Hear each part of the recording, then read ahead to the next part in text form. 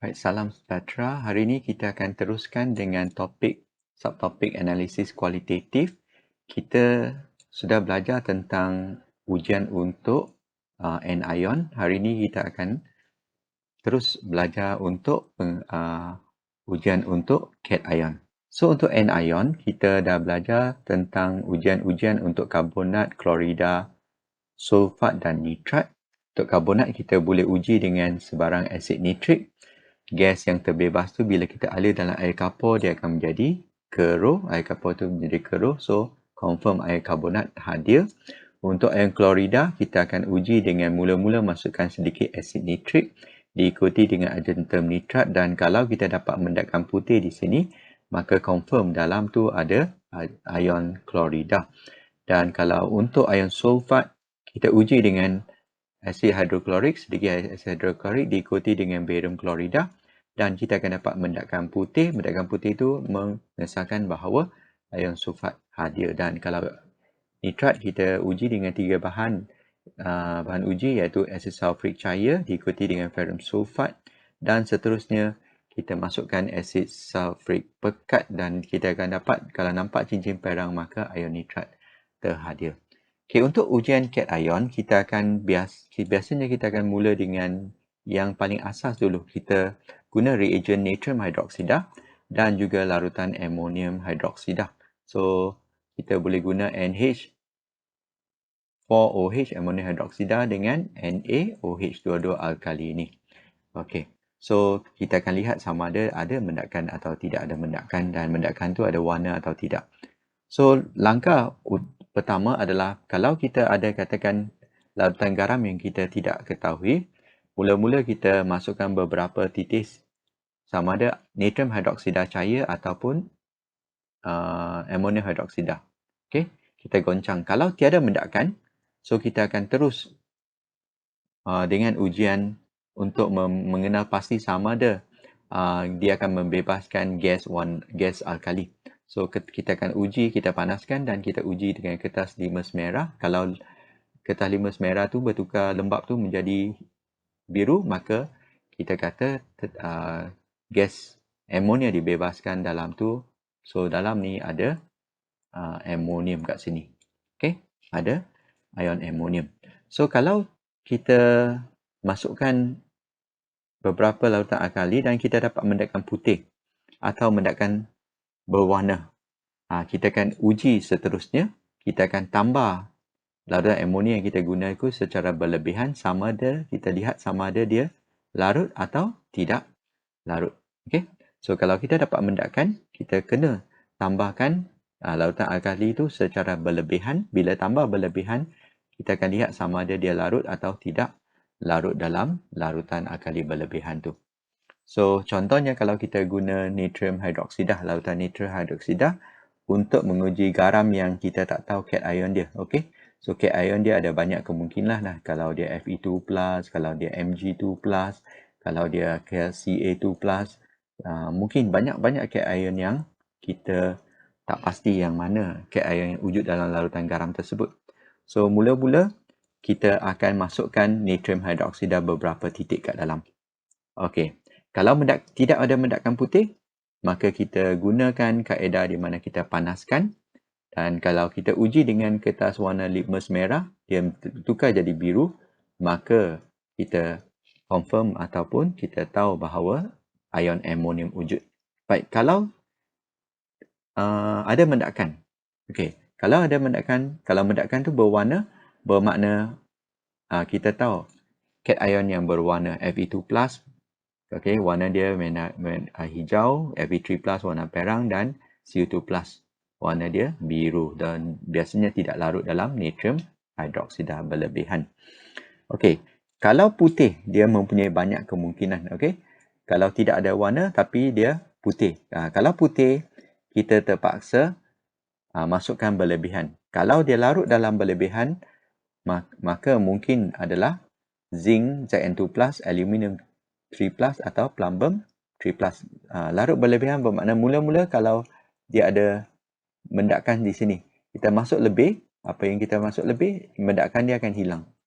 Okey, kalau kita masuk lebih larutan nitrum hidroksida berlebihan dan dia tidak larut dalam berlebihan, maka dia mungkin adalah ion magnesium Mg2+ dan atau ion Ca2+. Okay. So ini adalah secara ringkas apa yang berlaku.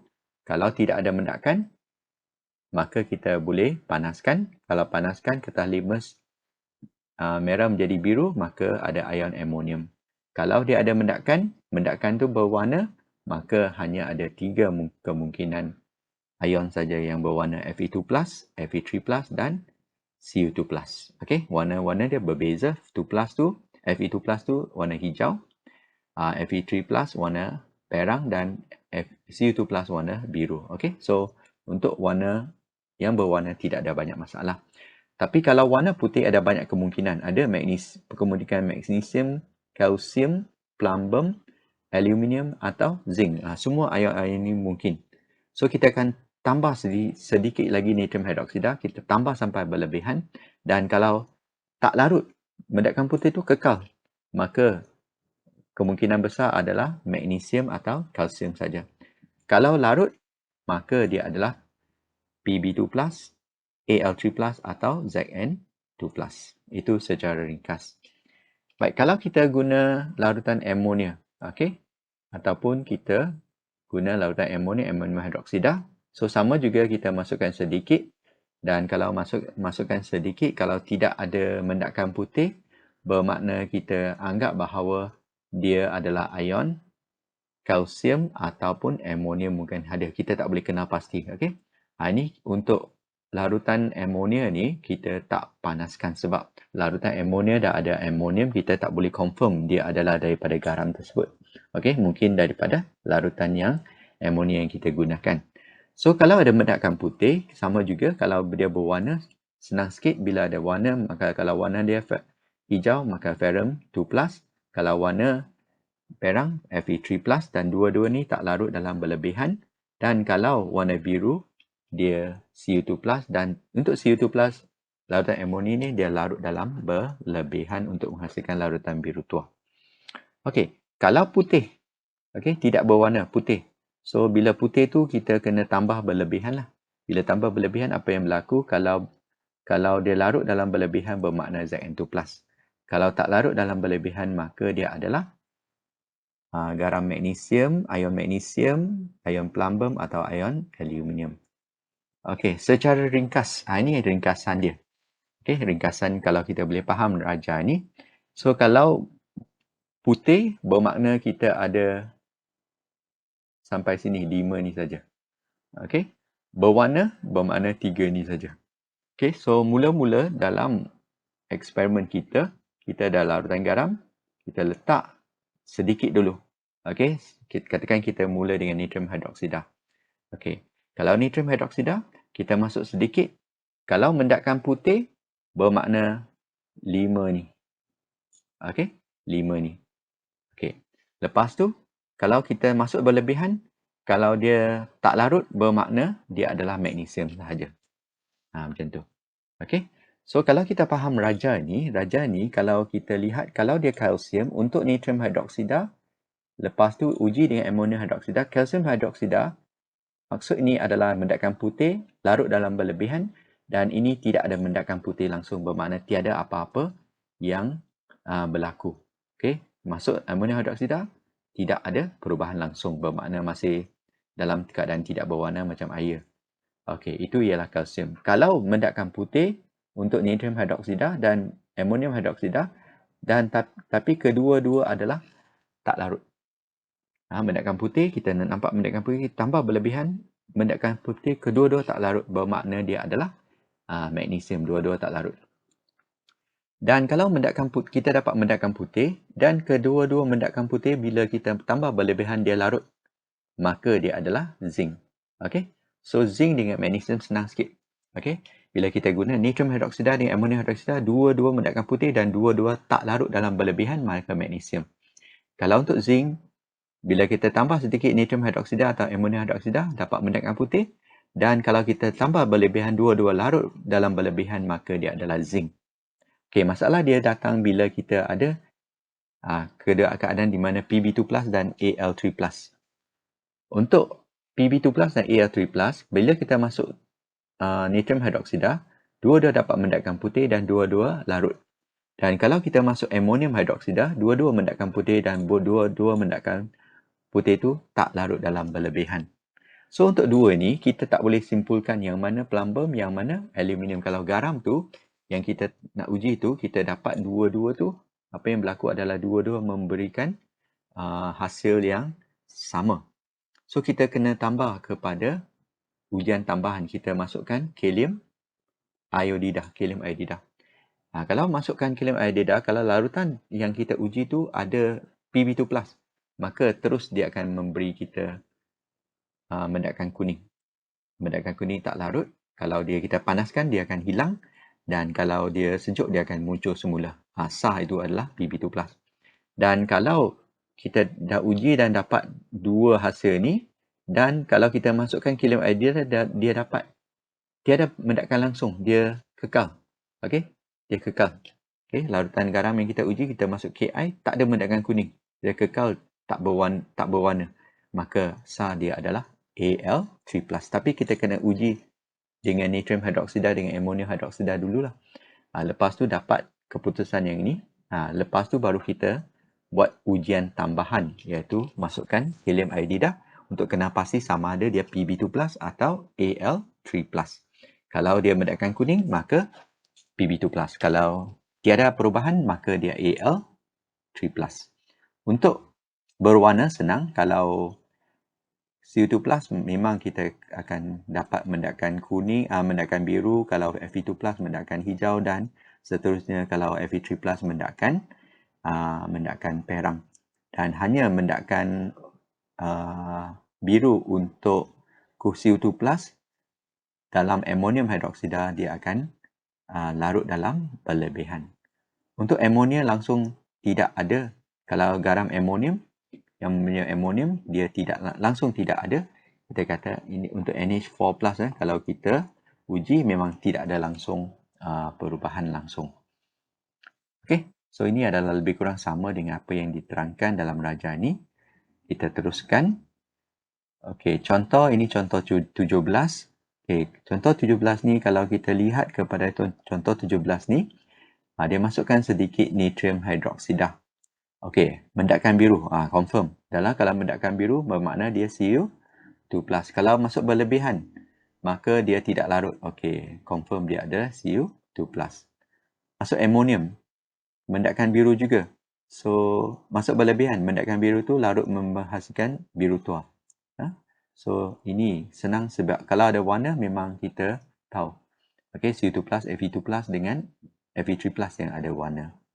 Okey, contoh 18. Kita ada garam X. Garam X ni kita tak tahu tentang cation dia. Kita masuk natrium hydroxide. Okey, kalau natrium hydroxide masuk, kita dapati dia mendapat mendatkan putih. Mendatkan putih ni banyaklah. Tak ada warna saja. So, kita ada 5. Kalau kita ingat, kita ada 5.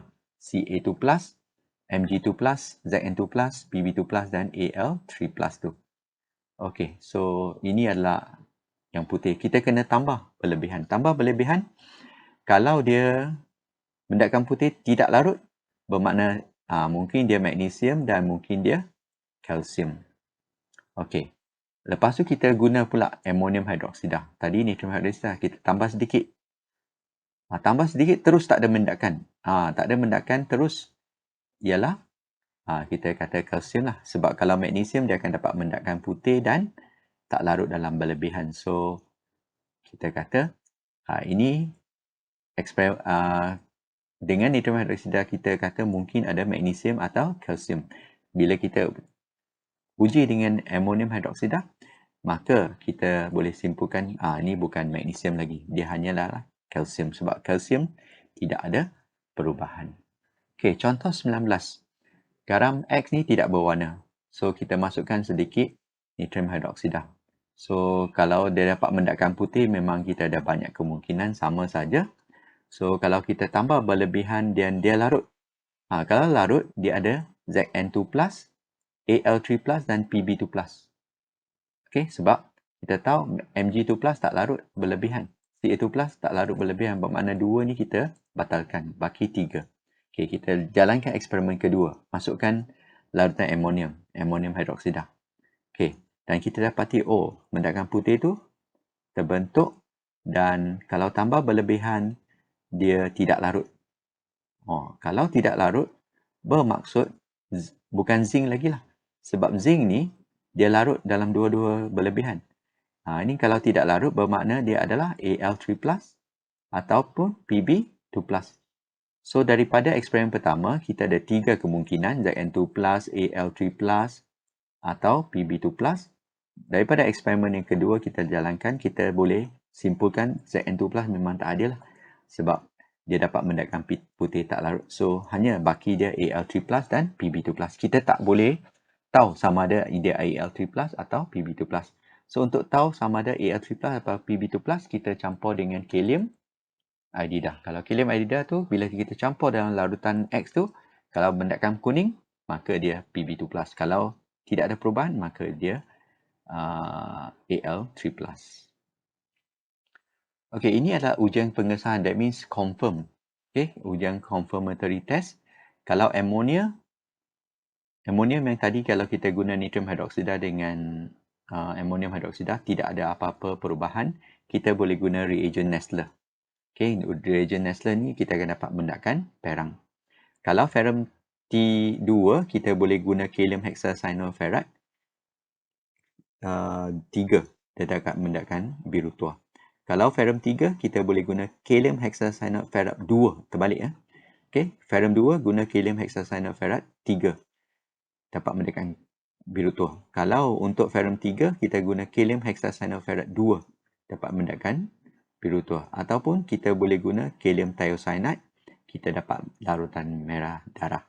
Okay, so maksud dia macam ni. Okay, kita nak uji amonium. Kita tak ada cara lain. Kita kena guna reagent Nessler. Kita tambah ke dalam. Tambah uji garam yang mempunyai amonium. Kita akan dapat mendakan perang. So confirm dia ada garam amonium. Dan kalau nak confirm Fe2+, kita kena guna kalium hexacyanopherate 3. Kalium hexacyanopherate 3. Dan kalau dapat mendakan biru tua, confirm dia adalah Fe2+. Okay. So ujian pengesahan ni adalah kita kata confirm 100% lah. Okay. So kalau nak confirm Fe2+, kena guna kalium hexacyanopherate 3. Kalau nak guna kalium hexacyanopherate 2, boleh. Tapi itu bukan ujian pengesahan. Kamu kena guna kalium hexacyanopherate 3 saja. So untuk ferrum 3, kita kena guna kalium hexacyanopherate 2. Terbalik. Okey, angka 2 dengan 3 tu terbalik, tapi sama ya. Kita kalau guna kalium hexacyanopherate 2 dan dapat mendakan biru tua, maka confirm dia ada Fe3+. Itu kita panggil sebagai ujian pengesahan. So untuk Fe3+, ada 2 ujian pengesahan. Kita boleh guna juga kalium thiocyanate. KSCN. Kalium thiocyanate ni, kalau kita masukkan ke dalam tabung uji garam yang mempunyai Fe3+, dia dapat mendakan, kita akan bertukar menjadi larutan merah darah. Larutan tu menjadi merah darah. Okey, itu confirm Fe3+. So makna Fe3+ ada 2 ujian pengesahan. Satu kalium hexacyanopherate 2, satu lagi adalah kalium thiocyanate. Dan untuk Pb2+, tadi kita belajar kalau kita ada kemungkinan Pb2+ dengan Al3+, kita boleh guna kalium iodida. So kalau kita masukkan kalium iodida, kalau dapat mendakan kuning, bermaksud dia ada Pb2+. Pb2+ ini mendakan kuning ni special sikit. Bila kita panaskan, dia hilang. Dan bila kita sejukkan, mendakan kuning itu akan muncul semula. Okey.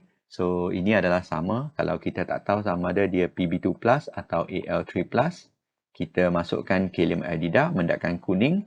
Bila panas, hilang. Bila sejuk, mendakan kuning muncul semula. Confirm itu adalah Pb2+.